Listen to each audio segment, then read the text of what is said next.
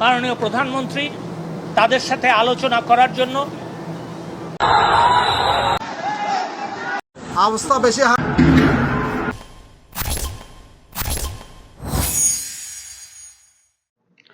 আসসালামু আলাইকুম রহমতুল্লাহি ওয়া বারাকাতুহু। দেশ এবং প্রবাস যে যেখানে বসে আজকের এই ভিডিও দেখবেন সবাইকে আন্তরিক শুভেচ্ছা অভিনন্দন। প্রিয় দর্শক, আশা করি সবাই ভালো আছেন। আজকে অতি দুঃখের সাথে জানাচ্ছি চট্টগ্রাম সহ বিভিন্ন জায়গাতে আওয়ামী লীগ, যুবলীগ, ছাত্রলীগের সাথে কোটা আন্দোলনকারীদের সংঘর্ষ হয়েছে। সেখানে চট্টগ্রাম এবং অন্যান্য জায়গাতে পরিপ্রেক্ষিতে আজকে আন্দোলনকারীরা কোটা আন্দোলনকারীরা এবং রাষ্ট্রপতির কাছে সরকারবিরোধী এবং সরকারবিরোধী এবং বিভিন্ন প্রশাসকের কাছে বিভিন্ন জেলায় সরকার শান্তিপূর্ণ আজকে প্রধানমন্ত্রী যে ছাত্রদের কোটা এক পর্যায়ে বলেছেন আন্দোলন ছিল, সেটার মধ্যে প্রতিযোগীকে চাকরি না দিয়ে তারা প্রতিহিত করে রাজাকারের ছেলেদের কথা বলেছেন ছাত্রলীগ সভাপতি। বিভিন্ন জায়গাতে আমরা অন্যদিকে আন্দোলনকারীরা আজকে সাধারণ ছাত্রছাত্রীদের প্রতিবাদে পাশে থাকার জন্য এবং সেখানে বলেছেন তারা চাইলাম অধিকার হয়ে গেলাম রাজাকার। আজকে আসলে বাংলাদেশ জমায়েত হয়েছেন এবং বিভিন্ন জায়গাতে তারাও সারা রাজাকার সেটা করেছেন নারাজ। অন্যদিকে পুলিশ সহ বিভিন্ন এবং অন্যদিকে জায়গাতে হামলা হয়েছে বলেছেন এবং ঢাকা কলেজ এবং ঢাকা মেডিকেল কলেজেও দেশকে বিকৃত যারা শিক্ষার্থীরা সরকার আহত হয়েছেন তাদের চিকিৎসাদের সেখানেও ছাত্রলীগ বলেছেন এবং আজকে হামলা করেছে খবর আমরা আপনাদেরকে দেখাবো। আন্দোলনকারীরা এবং বাংলাদেশের যে কোটা এবং আজকে বর্তমানে যে অবস্থা তিনি বলেছেন সেই অবস্থায় আদালতের রায় যদি না মানে আন্দোলন করলে তাদের কিছু ভিডিও আপনারা দেখবেন। আইনের ব্যবস্থা বাংলাদেশের তারা নেবেন যে এখন ছাত্রদের এবং ছাত্রদের সাথে যে সরকারের ক্ষয়ক্ষতি করে যে একটা সংঘর্ষ, সেটা কথা বলছে অন্যান্য পুলিশ এবং অনেক জায়গায় আওয়ামী লীগ, যুবলীগ যারা আছে তারা এবং সংস্কার হুমকি দিচ্ছেন কোটা ছাত্র জনতা যারা আছে তাদের কিন্তু সব মিলিয়ে আসলে বাংলাদেশের এই মুহূর্তে তারা বলতেছেন পরিস্থিতি খুবই খারাপ নয় মেধায় অনেক জায়গায় শুনেছি যারা কোটা সংস্কারকারী আন্দোলন তাদের প্রায় 70 জন নাকি ছাদ থেকে ফেলে দিয়েছে এবং অন্যান্য জায়গাতে তাদেরকে ধরে নিয়ে পিটাচ্ছে, এরকম কথা শোনা যাচ্ছে। এবং ছাত্রলীগ হেলমেট পরে এবং তারা লাঠিসোঁটা নিয়ে বের হয়েছে, সেটা দেখা যাচ্ছে। পুলিশ আসলে তারা নীরব ভূমিকা পালন করছে, কারণ পুলিশে এখানে কিছু করার নেই। সরকার উচ্চ পর্যায় থেকে এই সিদ্ধান্ত হয়েছেন, কারণ আপনারা দেখেছেন ওয়াজিবাদে তিনি বলেছেন এদেরকে প্রতিহিত করবে ছাত্রলীগ, সেই সাথে তাদের সাথে পুলিশও আছে। আজকে চট্টগ্রামের বিভিন্ন এবং অন্যান্য জায়গারও ভিডিও আপনারা দেখুন এবং সেই সাথে আপনাদের মন্তব্য জানান। ধন্যবাদ। বলি, বাংলাদেশের সীমান্ত কি এখন শাহবাগ পর্যন্ত এসে থেকেছে যে বিজেপি আজকে এখন এখানে? আমরা তীব্র নিন্দা জানাই এবং প্রতিবাদ জানাই এবং তাদেরকে প্রত্যাহার করার দাবি জানাই। ছাত্ররা যে কাজটা করেছেন সেটা হয়েছে মুক্তিযুদ্ধের বয়ানটাকে তারা নিজেদের দখলে নিয়ে নিয়েছেন। মুক্তিযুদ্ধকে বেদখল হয়ে গিয়েছিল, তার বয়ানটা বেদখল হয়ে গিয়েছিল, তারা নিজেদের দখলে নিয়ে নিয়েছেন। এটা একটা বিরাট অর্জন এবং আমার বিশ্বাস 52 ভাষা আন্দোলন তার যেরকম একটা রাজনৈতিক ফলাফল ছিল অতি উচ্চ পর্যায়ে, এবারের এই আন্দোলনের ফলাফল একই রকম হবে না, কিন্তু তার একটা সুদূর প্রসারী প্রভাব এখানে কিন্তু ঘটবে। এটা কিন্তু ঘটতে বাধ্য। যে ছেলেমেয়েরা 2018 সালে কোটা আন্দোলন করেছেন বা তার আগে নিরাপদ সড়ক আন্দোলন করেছেন, সেই বাচ্চারা স্কুলে এবং কলেজে পড়তো, তারা এখন বিশ্ববিদ্যালয়ে এসে ঢুকেছে এবং তার কারণে আজকে প্রতিবাদের ধরন, আন্দোলনের ধরন, সংগ্রামের রূপ, তেজ এবং শক্তি বদলে গিয়েছে। কণ্ঠস্বর আপনারা শুনেন আমাদের মেয়েরা কি ভাষায় কথা বলছে। আমাদের ঢাকা বিশ্ববিদ্যালয় এবং বিভিন্ন পাবলিক বিশ্ববিদ্যালয় আন্দোলনকারী ছাত্রদেরকে রাজাকার ট্যাগ দেওয়া হচ্ছে। আমরা এটা প্রত্যাখ্যান করছি। আমাদের ঢাকা বিশ্ববিদ্যালয় বা পাবলিক বিশ্ববিদ্যালয় কোনো ছাত্র রাজাকার না। 1971 সনে বড়জোর 1% রাজাকার ছিল, বাকি 99% ছিল মুক্তিযোদ্ধা। কাজে আজকে যাই সন্তানদের দেখছেন তারাও মুক্তিযোদ্ধার সন্তান, তারা এই জনযুদ্ধের মুক্তিযুদ্ধের সন্তান। তাদেরকে রাজাকার ট্যাগ দেওয়া বন্ধ করেন, রাজাকার ট্যাগ দেওয়ার রাজনীতি সরকার বন্ধ করেন। এটা করতে করতে আপনারা মুক্তিযুদ্ধের চেতনাকে হেয় করছেন। সেকেন্ড কথা হচ্ছে, আমাদের ছাত্রদের উপর যারা গুলি চালিয়েছে, মেরেছে, এটা হচ্ছে ফৌজদারি অপরাধ, এটা হচ্ছে মার্ডার, এটা হচ্ছে কালপাবল হোমিসাইড, এটা মৃত্যুদণ্ডযোগ্য অপরাধ। অবশ্যই এই অপরাধের বিচার করতে হবে এবং এই অপরাধে সরকারের যেসব মন্ত্রী, আওয়ামী লীগের যেসব নেতা প্রকাশ্যে ছাত্রলীগকে এই আন্দোলন দমন করার নির্দেশ দিয়েছেন, তারা এই অপরাধের অ্যাবেটার, এই অপরাধের সহায়তাকারী হিসেবে তাদেরকে বিচার করতে হবে। দেশে যদি কোনো অপরাধ হয় সেটা দেখার দায়িত্ব আইন শৃঙ্খলা বাহিনীর, বিচার বিভাগের, ছাত্রলীগের না। শেষ কথা আমি বলছি, আজকে যে বিশ্ববিদ্যালয় বন্ধের ঘোষণা দেওয়া হলো, এটা কার স্বার্থে দেওয়া হলো? এটা কি আমাদের সাধারণ ছাত্রদের স্বার্থে? তাদের কি স্বার্থটা বিবেচনা করা হয়েছে? তাদের কণ্ঠ বিবেচনা করা হয়েছে কিনা? আজকে আমরা শুনেছি 6টার সময় হল ভ্যাকেট করার সিদ্ধান্ত এসেছে। আমরা স্পষ্ট ভাষায় বলতে চাই, হল ছাত্ররা ভ্যাকেট করুক আর না করুক, এটা তাদের সিদ্ধান্ত। হলে বা অন্য কোথাও তাদের উপর আর কোনো নির্যাতন আমরা সহ্য করব না। বারবার এইটাই হয়, কোনো কিছু চাওয়া যাবে না, কোনো কিছু আবদার করা যাবে না, কিচ্ছু করা যাবে না, সবকিছু আবার চলে যাবে সেই আপনি কি রাজাকার নাকি না। ইচ্ছাকৃতভাবে আপনারা বুঝবেন না যে কতখানি রাগ হলে, কতখানি অভিমান হলে কেউ বলতে পারে আমি রাজাকার। কারণ আজকের রাজাকার কিন্তু 71-এর রাজাকার না, আজকের রাজাকার আপনাদের লুটেরারা, আজকের রাজাকার যারা এই দেশকে নষ্ট করছে তারা। সেটা কি বোঝার ক্ষমতা আমাদের এত বুদ্ধিবৃত্তিক লোকজনের নাই? যখন ওরা বোঝে না, তারা ইচ্ছা করে বোঝে না। তারা কি জানে না যে এগুলো সুযোগ নিতে পারে সন্ত্রাসীরা? জানে তারা নিতে পারে, তারা চায় সন্ত্রাসীরা এইসব সুযোগ নিয়ে তাদেরকে কোঅপ্ট করুক, যেন তারা বারবার পারে এরকম একটা ডাইকটমি তৈরি করতে, একটা পোলারাইজেশন তৈরি করতে, এবং এটা দিয়ে তাদের ফায়দা। এখানেই আমাদের সাবধান থাকতে হবে যে প্রতিটা ইস্যুকে নিয়ে ওরা যেন বারবার সেই একই ইস্যু, একই পোলারাইজেশনে নিয়ে না যায়। বিশ্ববিদ্যালয় বন্ধের যে সিদ্ধান্ত সেটা মানছেন না, আমরা মনে করি বিশ্ববিদ্যালয় বন্ধের এই সিদ্ধান্ত মানার কোনো কারণ নাই, এবং এই বিশ্ববিদ্যালয় বন্ধ না করে বরং যেহেতু আমরা বুঝতে পারি কেন বিশ্ববিদ্যালয় শিক্ষা আপনারা বন্ধ করতে চাচ্ছেন, কারণ হলে হলে সাধারণ শিক্ষার্থীরা ছাত্রলীগ বের করে দিয়েছে। সুতরাং এই কারণে আপনারা এখন বিশ্ববিদ্যালয় বন্ধ করতে চান। এই সিদ্ধান্তের পক্ষে ঠান্ডা মাথায় রাষ্ট্র একজন বিশ্ববিদ্যালয় শিক্ষার্থীকে হত্যা করেছে, পরপর একাধিক গুলি করে। সে মাটিতে লুটিয়ে পড়ার পর আমরা দেখেছি যে আবার যখন উঠে দাঁড়িয়েছে আবার তাকে গুলি করা হয়েছে। আমি অপরাধ বোধ করছি, আমি আসলেই অপরাধী। একা একটা ছাত্রকে তারা গুলি করে ফেলছে, তাদের মধ্যে বিন্দু মাত্র দায়টুকু নেই। আমাদের প্রিয় ছাত্র আবু সাইদ, সে তো নিরস্ত্র ছিল, তার হাতে একটি নর্মাল একটি লাঠি ছিল। আমি তো বলি যে একটি পাখিকেও কিন্তু এভাবে গুলি করা যায় না।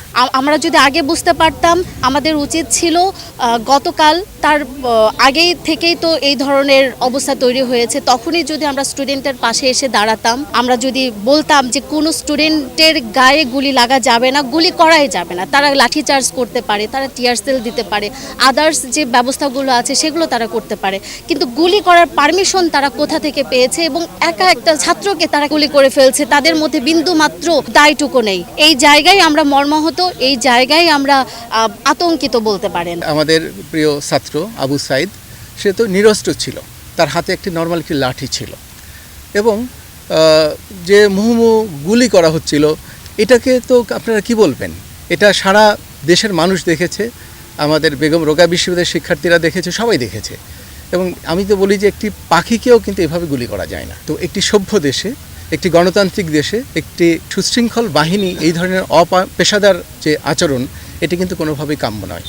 আমরা এই ঘটনার তীব্র নিন্দা জানাই এবং এই ঘটনার সুষ্ঠু তদন্তের জন্য বিচার বিভাগীয় তদন্ত আমরা দাবি করছি। আমরা আজকে শহীদ মিনারে বসেছি, এটা কোনো বসা না, এটা কোনো প্রতিবাদ না, এটাও এক রকমের প্রহসন। কারণ সারা দেশের শিক্ষক সমাজ যদি তার দায়িত্বশীল ভূমিকা পালন করত, আজকে এই অবস্থায় দেশ যেত না। সারা দেশের সব শিক্ষকরা যখন মাথা নিচু করে চলতে শুরু করেছে, শিক্ষার্থীরা আমাদের পথ দেখিয়েছে। এই শিক্ষার্থীদের এখন অনুসরণ করতে হবে জাতিকে, শিক্ষকদেরকে নয়। আর পুলিশ যেভাবে গুলি করেছে, এটা তো আমাদের একটা জিনিস পরিষ্কার হতে হবে যে এটা সরকারের নির্দেশ ছিল কিনা যে যাকে পাও গুলি করো। আর একটা হচ্ছে যদি সেটা না হয়ে থাকে, তাহলে সরকারকেই বের করতে হবে যে কেন অতি উৎসাহী হয়ে এরকম একজন ছাত্রের প্রতি গুলি করা হলো। এটা তো গুলি করে মেরে ফেলা, এটা কোনো ঘটনাক্রমের মৃত্যু নয়, এটা হচ্ছে গুলি করে হত্যা করা। এই যে আবু সাইদের বাড়ি কালকে রাত 3টার সময় পর্যন্ত আমি সেখানে ছিলাম, সেখানে দেখে এসেছি তাদের কি করুণ বাস্তবতা পৃথিবীতে।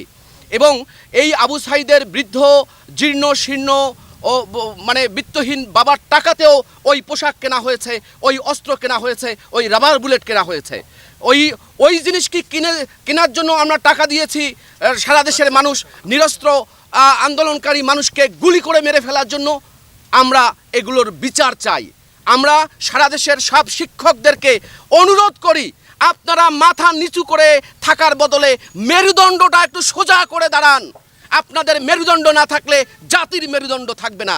এই মেরুদণ্ডহীন জাতি আমরা দেখতে চাই না। ঠান্ডা মাথায় রাষ্ট্র একজন বিশ্ববিদ্যালয় শিক্ষার্থীকে হত্যা করেছে। একজন নিরস্ত্র মানুষ যার হাতে কোনো অস্ত্র ছিল না তাকে গ্রেপ্তার করতে পারতো, তাকে লাঠিচার্জ করতে পারতো, কিন্তু সে যখন আত্মসমর্পণ করেছে তখন পরপর একাধিক গুলি করে সে মাটিতে লুটিয়ে পড়ার পর আমরা দেখেছি যে আবার যখন উঠে দাঁড়িয়েছে আবার তাকে গুলি করা হয়েছে। আমাদের কাছে মনে হচ্ছে কোনো পূর্ব পরিকল্পিতভাবে কোনো উপরের নির্দেশনায় এই ঘটনা হয়েছে কিনা আমরা জানতে চাই। আমরা এর বিচার বিভাগীয় তদন্ত দাবি করছি। এই ক্যাম্পাস শিক্ষার্থীদের জন্য নিরাপদ নয়, আমরা সেই ক্যাম্পাস নিরাপদ চাই। এবং আমাদের যে শিক্ষকরা যারা তাবেদারি করছে, যাদের বিরুদ্ধে আপনারা আজকে অভিযোগ তুলছেন, হেলমেট পরে এই হামলায় শরিক হয়েছে, আমরা তাদেরও বিচারের আওতায় আনবার দাবি জানাই। এই জন্য আমরা বলছি যে বিচার বিভাগীয় তদন্ত কমিটি হলেই কেবল সবকিছু পূর্ণাঙ্গভাবে বেরিয়ে আসা সম্ভব। আপনারা কেউ কোনো কভারেজ দেন না। আমার ভাই যেহেতু মরতেছিল, আমার বোন ওরা ওইখানে মারতেছিল, আপনারা কেউ একটা কোনো কিছু বলেন নাই। পোলাপাইন রাস্তায় মরে, গ্রেনেড ফালায় আপনাদের উপরে, চাই করুক না কেন, পাটকেল ফালায়, টিয়ার শেল ফালায়, আপনাদের কোনো ব্রিফিং নাই কেন? এই যে আজকে সন্ধ্যা থেকে ঢাকা ইউনিভার্সিটিতে যেভাবে হামলা হলো, যেভাবে হল থেকে স্টুডেন্টগুলোকে মারা হলো, কালকে মেরেছেন, আগের দিন মেরেছেন, সব মেরেছি। গতকাল যেখানে আপনারা 7টা স্টুডেন্টকে মেরে ফেললেন, যারা রাস্তায় প্রাণ দিয়ে দিল, আপনি আমাকে বলেন যে একটা দেশে একটা ছেলে, তার পিছনে কেউ ছিল না, ওই ছেলেটা বুক পেতে দিছিল। কোনো মিডিয়া কথা বলছে না, ঢাকা ইউনিভার্সিটি পর্যন্ত কেউ যাইতে পারতেছে না, সঠিক তথ্যটা কেউ তুলে ধরছে না। আমরা দেখেন, আমরা সবাই আমাদের আইডি কার্ড নিয়ে এসেছি। আমরা কেউ সাধারণ কেউ বহিরাগত না, আমরা সবাই সাধারণ শিক্ষার্থী। এখন আমরা কোনো রাজনৈতিক দলেরও না। রাজনৈতিক দলের কেমন হবো ভাই? আমি 14 সালে এইচএসসি পাস করছি। আমি যখন কলেজ পাস করি, আমি যখন স্কুল পাস করি, ক্ষমতায় কে? এই সরকার। আমি তো আসলে অন্য সরকার দেখি নাই, আমি তো বুঝি নাই, আমি তাদেরকে সাপোর্ট করার কোনো কথাই আসতেছে না। তাহলে আমার যদি কারো বিপক্ষে যেতে হয়, কারো কাজ যদি আমার খারাপ লাগে, তাহলে এই সরকারই তো টানা আজকে এত বছর ধরে ক্ষমতায় আছে, তাহলে তার কাজ কর্মই তো আমার খারাপ লাগবে। তো খারাপ লাগলে আমি বলবো না। আমাদের দাবি তেমন কিছু না। আজকে আমরা আপনাদের সামনে এসেছি শুধুমাত্র এটাই জানানোর জন্য যে আপনারা কেন আমাদের যৌক্তিক কথাগুলো, আপনারা সত্যটাকে তুলে ধরছেন না, আপনারা কেন আমাদের দেশের মানুষের সামনে সব কিছুকে জাহির করছেন না। আমরা জানি মুক্তিযুদ্ধের কনটেক্সটটা কি ছিল, এটা আমাদের প্রথম কোশ্চেন। মুক্তিযুদ্ধের কনটেক্সট ছিল যে প্রত্যেকটা মানুষ স্বাধীনভাবে তার মত প্রকাশের অধিকারটা রাখবে। আজকে সরকার যখন 55% কোটা যখন বর্ধা করে, এই জায়গাতে সাধারণ মানুষের কাছে এই জিনিসটা মেনে নেওয়ার মতো হতেই পারে। সেটা আপনার সন্তান হোক আর আমার সন্তান হোক, কোনোভাবেই কাম্য না। এবং যারা ঢাকা বিশ্ববিদ্যালয়ে পড়ায়, প্রতিটা বাচ্চাই মেধাবী এবং সর্বোচ্চ প্রত্যেকটা বাচ্চার একটা ড্রিম থাকে যে আমার সন্তান ঢাকা বিশ্ববিদ্যালয়ে পড়বে। সেখানে যখন সেই বাচ্চারা চাচ্ছে কোটা না মেধা, আমরা বাবা মা হিসেবে আমাদের দায়িত্ব সন্তানদেরকে সাপোর্ট করা। আমি চাই আমার সন্তান তার মেধার যোগ্যতা দিয়ে সে তার একটা জায়গায় পৌঁছাবে, কোটার মাধ্যমে নয়, মেধার মাধ্যমে চাই আমি আমার সন্তান তার জায়গায় পৌঁছাক। সেখানে হামলা হলো, এখন হামলা যারা করবে, আমার এখানে কিছু কথা আছে যে একটা শিক্ষা প্রতিষ্ঠানে এখানে যারা হামলা করছে, আপনার সন্তান, আপনার ভাই বোন বা আপনাদেরকেও সম্পূর্ণ এটা নেক্কারজনক। এই ব্যাপারে কঠোর হস্তে দমন করা উচিত প্রধানমন্ত্রী। এবং বাচ্চাদের, তারও সন্তান আছে, সেও চাবে যে মেধার ভিত্তিতে একটা সন্তান সেখানে আসুক। কোটার কোনো সমাধান না। প্রত্যেকটা মেধাবী বাচ্চা ঢাকা বিশ্ববিদ্যালয়ে যারা পড়ে, আমার মনে হয় যে স্টুডেন্ট বা মেধাবী বাচ্চারা যেটা সিদ্ধান্ত নিচ্ছে, আমরা প্যারেন্টসরা তাদের সঙ্গেই আছি। কোটার আন্দোলন আসলেই দরকার, কারণ প্রকৃত মেধা কিন্তু যাচাই হচ্ছে না। কেউ 1200 পেয়েও একটা ভালো কলেজে আসে না, কেউ 1100 পেয়েও একটা বড় কলেজে চলে আসে। এইভাবে ঠিক চাকরির ক্ষেত্রেও যারা মেধাবী তারা কিন্তু চাকরি পাচ্ছে না, কিন্তু যারা মেধাবী না তারা কোটার কারণে কিন্তু চাকরিতে চলে আসছে। এটা তো মানুষের বৈষম্য এক প্রকার। আমরা এই বৈষম্য চাই না, আমরা মানুষের বৈষম্য চাই না, আমরা কোটা প্রথার বাতিল চাই। জি, এটা তো অবশ্যই আমার বাচ্চা, আপনার বাচ্চা, আরো অনেকের বাচ্চাই আছে, সবার জীবনের হুমকি। আমি চাই প্রশাসনের পদক্ষেপ নিক, এই আন্দোলনটা জোরদার করুক, এই আন্দোলন মেনে নিক, সরকারের পদক্ষেপ চাই এই বিষয়ে। রাজাকার এগুলো কিছুই আমরা দিচ্ছি না, আমরা সরকারের বিরোধিতাও না।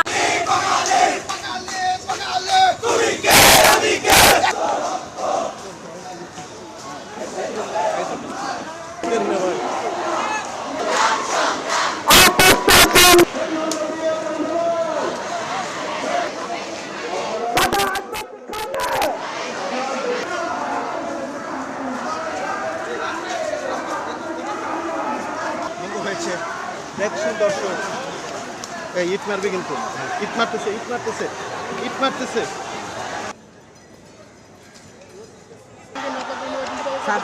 ঘেয়ে যাচ্ছেন আপনার মধ্যে।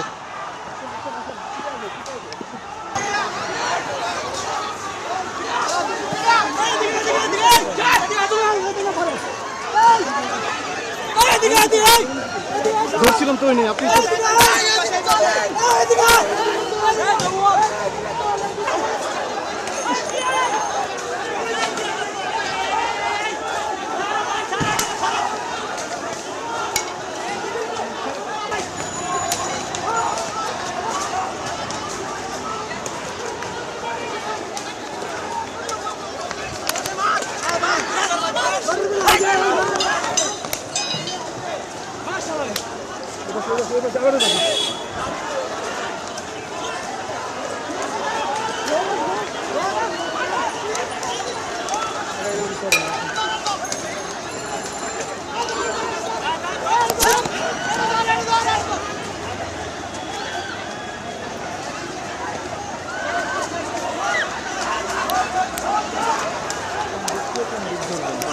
সেটাই তো চিন্তা।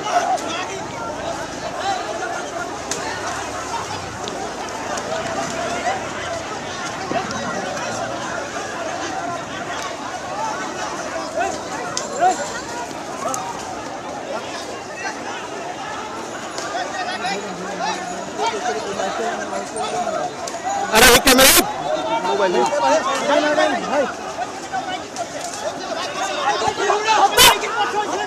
ভাই ভাই মারেন না।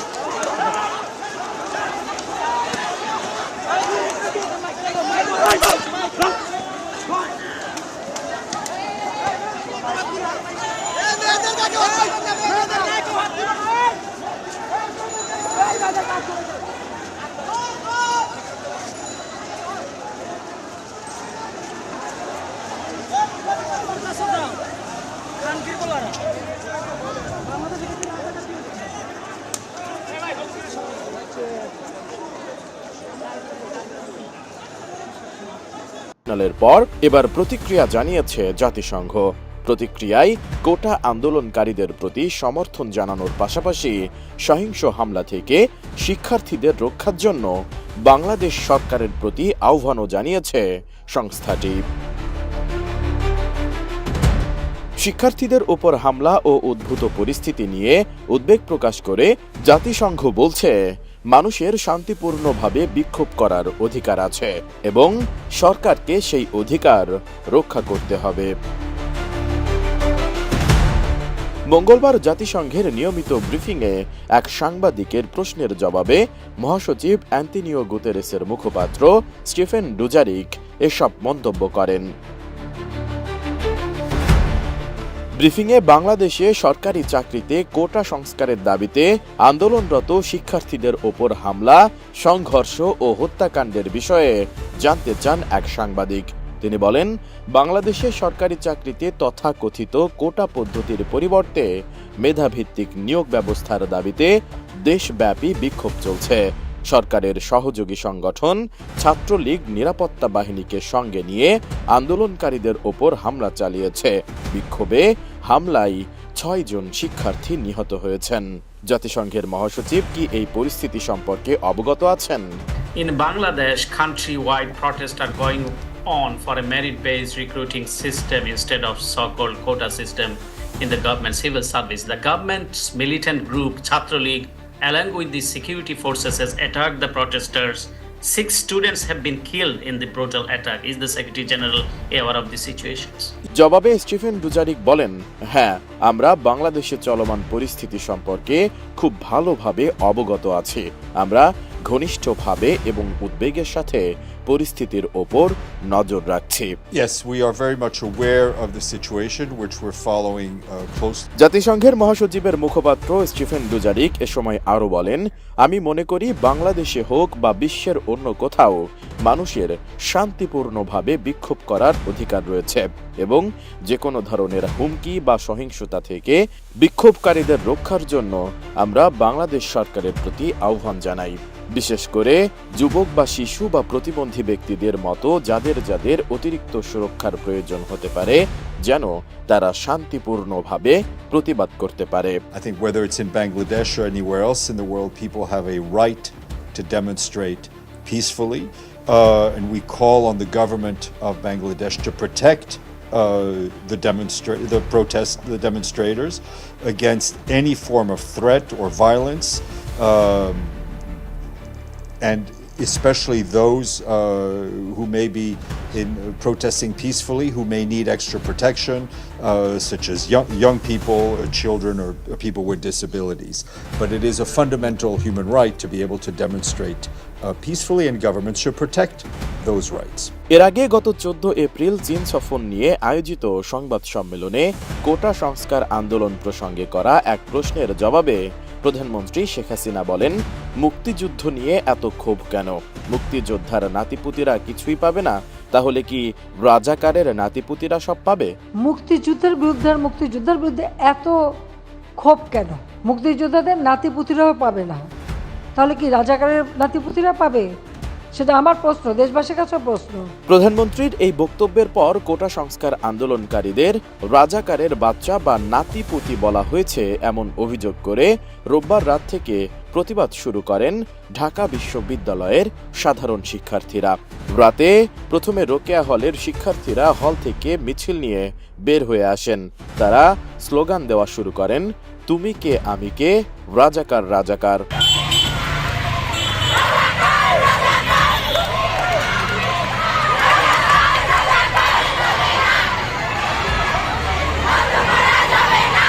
এরপর গত সোমবার দুপুর থেকে আবারও বিক্ষোভ শুরু করেন আন্দোলনকারীরা। সেদিন ঢাকা বিশ্ববিদ্যালয়ে তাদের সঙ্গে সংঘর্ষে জড়ায় ছাত্রলীগ।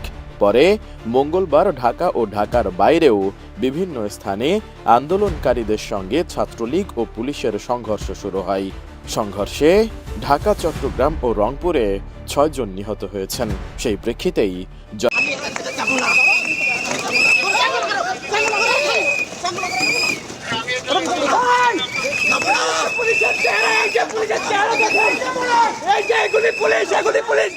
আমাকে পুলিশ বিনা অপরাধে টিএসসি থেকে গ্রেফতার করে নিয়ে এসেছে। সারা দেশের সকল জনতাকে বলতে চাই, আপনারা রাজপথে নেমে আসুন, ছাত্রদের পাশে দাঁড়ান, ছাত্রদের পাশে দাঁড়ান, ছাত্রদের পাশে দাঁড়ান।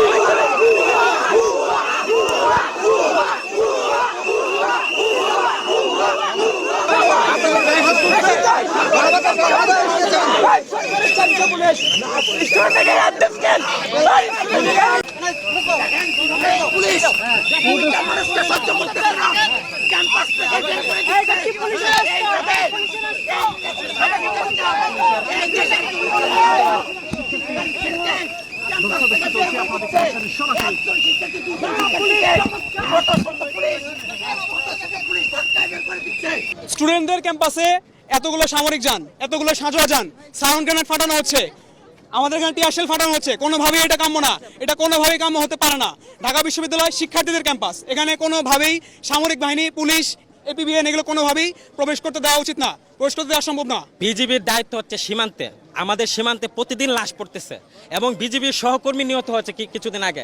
আমাদের মায়ানমার সীমান্ত অনিরাপদ, আমাদের ভারত সীমান্ত অনিরাপদ, ওখানে সীমান্ত অরক্ষিত রেখে ঢাকা শহর, ঢাকা বিশ্ববিদ্যালয়ে বিজিবির কোনো কাজ থাকতে পারে না। তারা সীমান্তে নাগরিক হত্যা হচ্ছে, ওখানে ব্যর্থ হয়ে তারা এসেছে ঢাকা বিশ্ববিদ্যালয়ের মেধাবী শিক্ষার্থীদেরকে নিয়ন্ত্রণ করতে। আমরা অচিরেই বলছি যে এখানে বিজিবি, পুলিশ, র্যাব সহ আইন শৃঙ্খলা বাহিনী তাদের স্বায়ত্তশাসিত ক্যাম্পাসে তাদের কোনো কাজ নাই। কেন আমাদেরকে হল ছাড়তে হবে? হল আমাদের দ্বিতীয় বাসস্থান, এখানে আমরা থাকবো বললেই তো হয় না। আমরা এখান থেকে চলে যাব, আমরা কোথায় যাব? এখান থেকে কোথায় যাব আমরা? আর আইন শৃঙ্খলা বাহিনী, পুলিশ যখন আমাদের নিরাপত্তার প্রয়োজন ছিল তখন কোথায় ছিল এরা? আমরা এখন সেই পুলিশ মানি না। আমাদের ক্যাম্পাসে পুলিশ, বিজিবি, র্যাব এদেরকে আমরা বহিষ্কার চাই। এরা আমাদের ক্যাম্পাসে থাকা লাগবে না। ক্যাম্পাস আমাদের ক্যাম্পাসে নিরাপত্তার দায়িত্ব আমাদের। যখন আমাদের প্রয়োজন ছিল নিরাপত্তার, যখন দিতে পারিনি তখন আমরা এখন আর চাই না ওদের। আমরা পড়াশোনা করতে পারতেছি না ঠিকমতো, আমাদের এই কদিন ঘুম হচ্ছে না ঠিকমতো। উনি তখন কোথায় ছিলেন? উনি তো ঠিকই নিশ্চিন্তে ঘুমাইছে, না ঘুমাইলে তো উনি একটা না একটা বক্তব্য দিত। আর আজকে হঠাৎ করে এসে বলতেছে যে হল ছাড়ো 6টার মধ্যে। বললেই কি হল ছাড়া যায়? আমাদের পূর্ব প্রস্তুতির দরকার নেই আর আমরা হল ছাড়বই। আমার ভাই মারলা কেন? বিশ্ববিদ্যালয়ের শিক্ষার্থী আবু সাইদ হত্যার প্রতিবাদে বুধবারও থমথমে রংপুরের বেগম রোকেয়া বিশ্ববিদ্যালয়। দুপুরে কোটা আন্দোলনকারীরা প্রিয় সহপাঠীর গায়েবী জানাজা শেষে ক্যাম্পাসে বিক্ষোভ সমাবেশ করে। বিশ্ববিদ্যালয়ের 2 নম্বর গেটকে সাইদের নামে নামকরণ ও নগরীর পার্কের মোড়কে তার নামে ঘোষণা করা সহ 6 দফা দাবি জানান। বলেন, সংস্কারের আন্দোলন অব্যাহত রেখে আবু সাইদের বিচার সহ বিশ্ববিদ্যালয় ক্যাম্পাসকে অরাজনৈতিক করতে আন্দোলন চালিয়ে যাওয়ার। রাষ্ট্রের ট্যাক্সের টাকায় কেনা বন্দুক দিয়ে তাকে গুলি করা হয়েছে, এর জবাব কে দেবে? যদি এ ব্যবস্থার যদি যথাযথ ব্যবস্থা না হয় তাইলে যা হবার তাই হবে। সাধারণ শিক্ষার্থী সমাজ এটা কোনোভাবেই মেনে নেবে না। আমাদের ভাইকে আমরা হারালাম, আমরা সত্যি মর্মাহত। তাকে এর আগের দিন ছাত্রলীগের সভাপতি তাকে নিজে গিয়ে থাপ্পড় মেরেছে, চর থাপ্পড় মেরেছে, তারপরে তিনি ঠিকই তাকে প্রাণ দিতে হলো। এটা ঠিক একটা ষড়যন্ত্রমূলক কর্মকাণ্ডের ভিতরে আছে। পাবলিক বিশ্ববিদ্যালয়ের শিক্ষার্থী আমরা চাই, আমরা এখানে আমাদের অধিকার সৃষ্টি আমরা চাই, আমাদের শিক্ষকরা আমাদের ন্যায্য মূল্যায়ন করুক। আর অবৈধ ছাত্র সংগঠন ছাত্রলীগ আজকের পর থেকে এই ক্যাম্পাসে কখনো যেন কোনো তাদের তৎপরতা না চালায়। নিহত সাইদের মৃত্যু একটি পরিকল্পিত হত্যা বলেও দাবি জানান। অভিযোগ তোলা হয় পুলিশের বিরুদ্ধে রক্তের মূল্য দিতে এক পা পিছু হটবে না আন্দোলনকারীরা। দাবি জানানো হয় 6 দফার। আমরা এই রক্তের জবাব চাই। এই রক্তের জবাব না পাওয়া পর্যন্ত আমরা কোনোভাবেই আমরা কাউকে মেনে নিচ্ছি না। 1. কোটার যৌক্তিক সংস্কার করতে হবে। 2. নিরাপত্তা দিতে ব্যর্থ সংশ্লিষ্ট বিশ্ববিদ্যালয় প্রশাসনের পদত্যাগ চাই। 3. অবিলম্বে হত্যাকারী পুলিশ এবং নির্বিচারে শিক্ষার্থীদের উপর হামলাকারীদের দৃষ্টান্তমূলক শাস্তি চাই। 4. নিহত আবু সাইদের পরিবারকে উপযুক্ত ক্ষতিপূরণ দিতে হবে। 5. বেগম রোকেয়া বিশ্ববিদ্যালয়ের 1 নং গেটকে শহীদ আবু সাইদ তরুণ নামে নামকরণ করতে হবে। 6. সাধারণ শিক্ষার্থীদের নিরাপত্তার স্বার্থে সন্ত্রাস ও দখলদারিত্ব মুক্ত ক্যাম্পাস নিশ্চিত করতে হবে। এদিকে সকালে বেগম রোকেয়া বিশ্ববিদ্যালয়ের ইংরেজি বিভাগের 12তম ব্যাচের শিক্ষার্থী নিহত আবু সাইদের নামাজে জানাজা শেষে দাফন সম্পন্ন হয়েছে গ্রামের বাড়ি পীরগঞ্জের খালাসপীরে। জুয়েল আহমেদ, বাংলা ভিশন, রংপুর।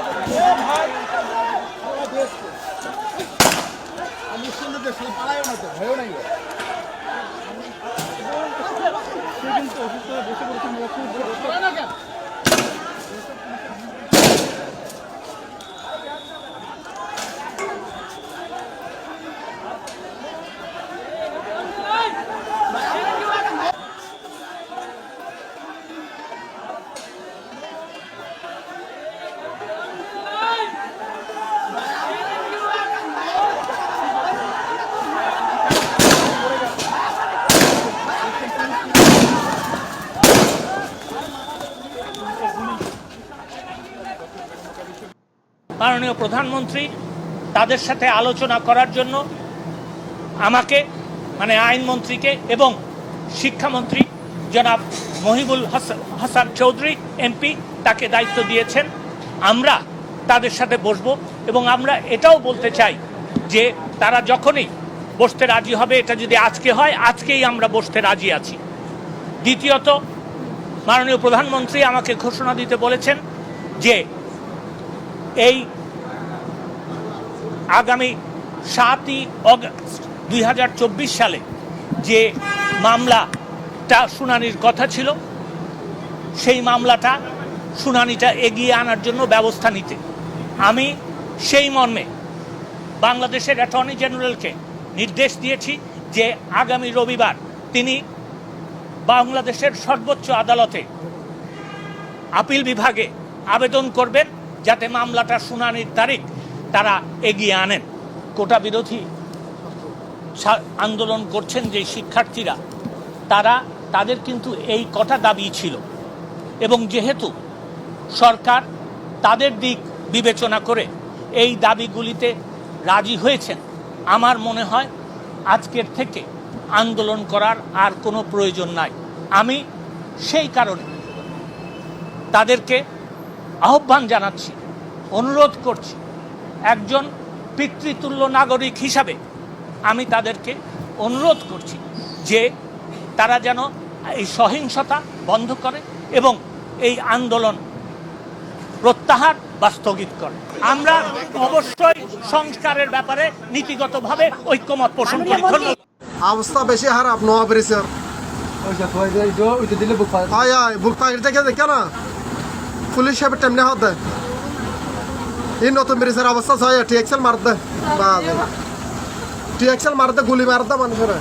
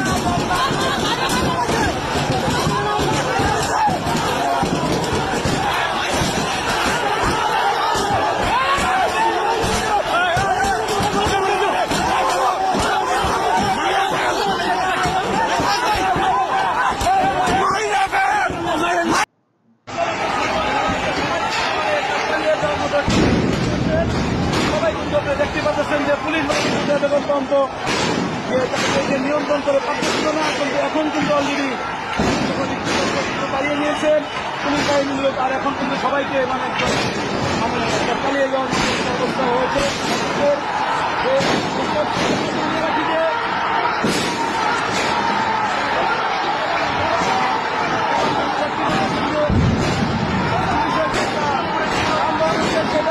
সবাই মিলে একটা আঘাত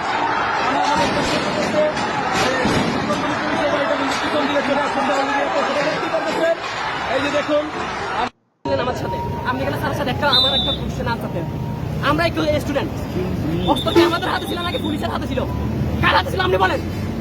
আপনার কাছে পয়সা রেখেছেন না, আপনি আনসারটা দেন, আমার আনসারটা লাগবে। অস্ত্র কার হাতে ছিল? অস্ত্র কার হাতে ছিল বলেন? আমার হাতে ছিল নাকি পুলিশের হাতে ছিল? না, আপনি আনসারটা দেন, আপনি আনসারটা দেন। আমার নিরাপত্তা বাহিনীর কাছে নিরাপত্তা বাহিনীর কাছে অস্ত্র থাকবে, তাই বলে এরকম 47 স্টুডেন্টের কাছে গুলি করতে পারবে, এটার অধিকার দেয় না।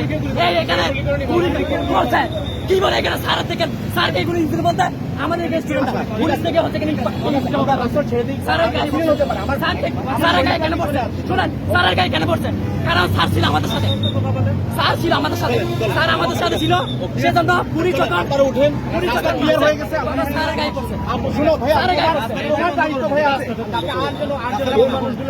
আমাদের স্যার বলছিলাম আমরা জাস্ট একটা তো কিন্তু এখানে হুট করে এসে